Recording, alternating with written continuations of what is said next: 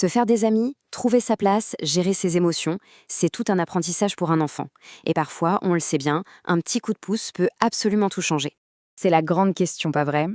Dans un monde qui va toujours plus vite, on se demande tous comment donner les meilleurs outils à nos enfants pour qu'ils se sentent bien dans leur basket et avec les autres. Alors, rentrons un peu dans le vif du sujet. Ce parcours, le développement social et émotionnel d'un enfant, ce n'est jamais une ligne droite. C'est plutôt une aventure avec ses réussites et ses petits défis. Et c'est tout à fait normal en fait que certains enfants aient besoin d'un accompagnement un peu plus poussé pour apprendre à gérer une frustration, à dire ce qu'ils ressentent ou tout simplement à oser aller vers les autres. La bonne nouvelle, c'est qu'il existe des solutions pour ça. Et justement, parlons-en de ces solutions.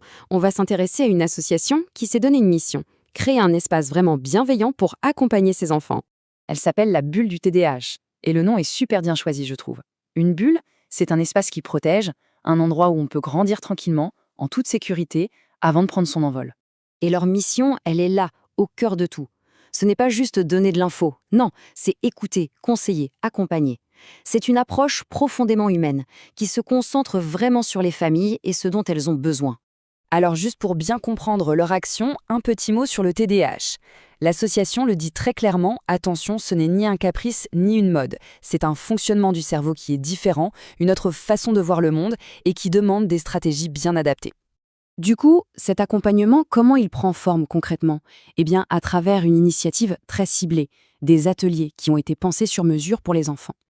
Et les objectifs, ils sont hyper clairs. On ne parle pas de trucs abstraits là, on parle de compétences de vie qui sont juste essentielles.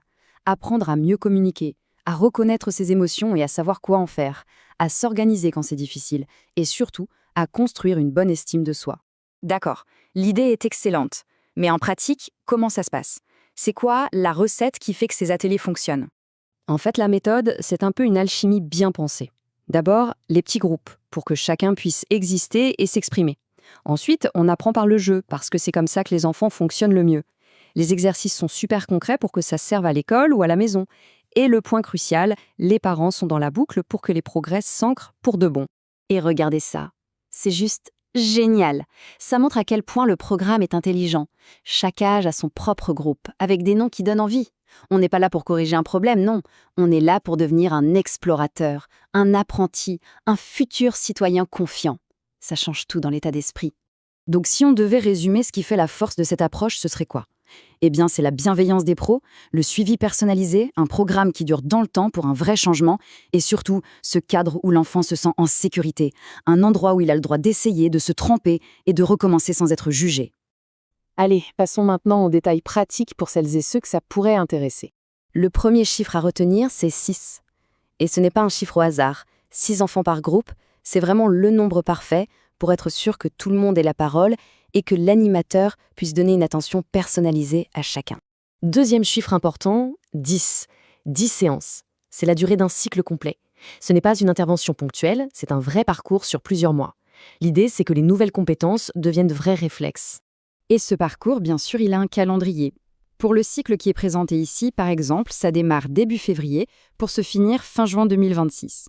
Ça permet une belle progression qui suit le rythme de l'année scolaire. Et voici les dernières infos pratiques à noter.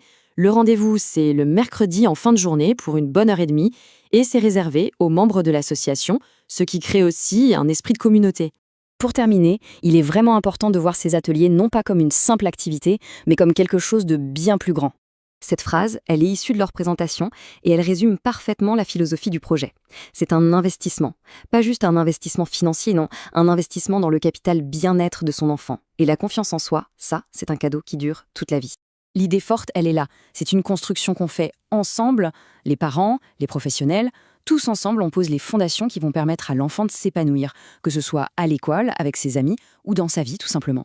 Et ça nous laisse avec une dernière réflexion. Au-delà de tout ce qu'on leur apprend, au fond, quelles sont les fondations humaines, les fondations émotionnelles et sociales qu'on choisit de bâtir pour eux? C'est peut-être là que tout se joue.